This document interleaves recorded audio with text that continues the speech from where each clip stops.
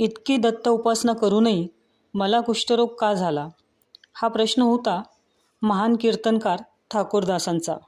शरीरावर कोड, मनात वेदना आणि आयुष्याबद्दल प्रचंड नैराश्य.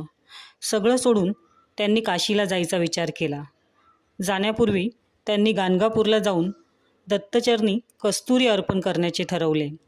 त्या रात्री स्वप्नात स्वतः दत्तगुरू प्रकट झाले. ते म्हणाले, काशीला जाऊ नकोस, अक्कलकोटला जा.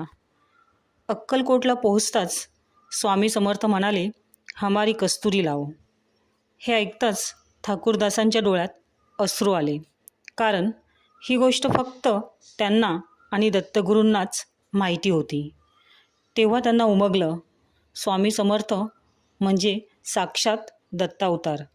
स्वामी म्हणाले, हे तुझे भोग आहेत, वेळ आली की संपतील. आणि काही दिवसातच त्यांचा कुष्ठरोग नाहीसा झाला.